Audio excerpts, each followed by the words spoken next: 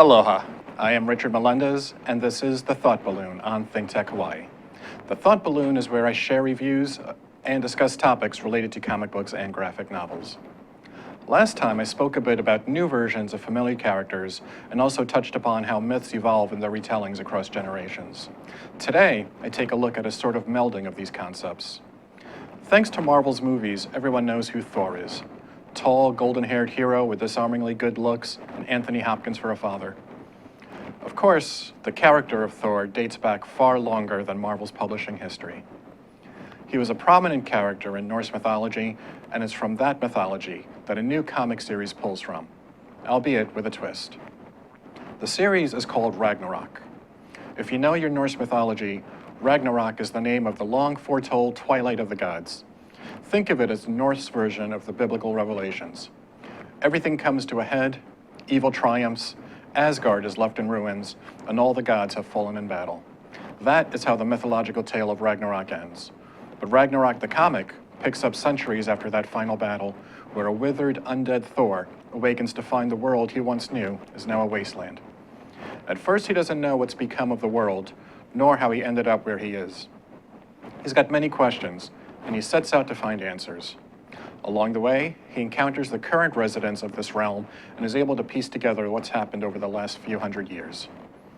Meanwhile, there are forces conspiring against Thor. Beings who tried to prevent his reawakening, and those who wish to bring him down.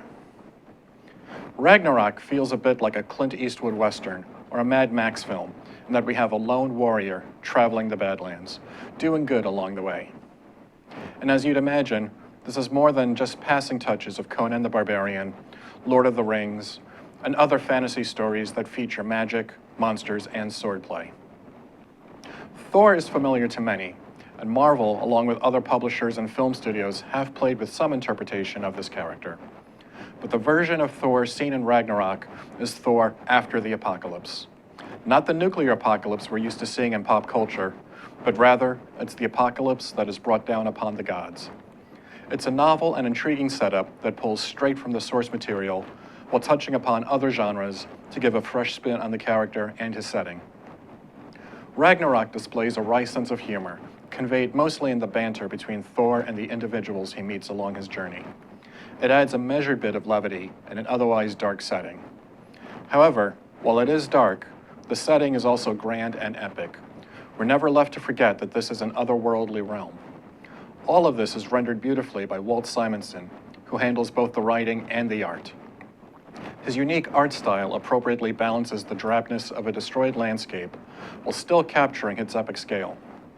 His art can also handle simple conversation or choreograph an exciting sword fight. Simonson is an accomplished artist, but also very much a seasoned storyteller who knows how to compose his panels and pages to move the story forward or skillfully keep a moment suspended. For example, there's one page in the 6th issue that consists only of 7 panels of Thor holding the remains of his dead wife.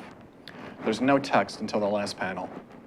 In lesser hands, this could have felt redundant or unnecessarily drawn out, but Simonson is a master at his craft and is able to lend the appropriate weight to this sad moment. Longtime comic readers may recognize Walt Simonson's name. Simonson has had a long career in comics, working on many of the major characters published by both Marvel and DC Comics. He's perhaps best known for his work on Marvel's version of Thor during the mid-'80s. Many of the concepts and characters he had a hand in creating are still around today, and have even found their way into the movies. So yes, Simonson is quite familiar with Thor, but again, this isn't Marvel's Thor. And this isn't a retelling of familiar myths. Ragnarok draws from the old to give us something entirely new and fresh. And though Walt Simonson has been working in comics since the 1970s, this comic proves that he's still got it. Ragnarok is Simonson at the top of his game.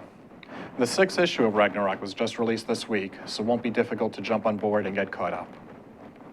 Thank you for watching the Thought Balloon on ThinkTech Hawaii. I am Richard Melendez. Until next time.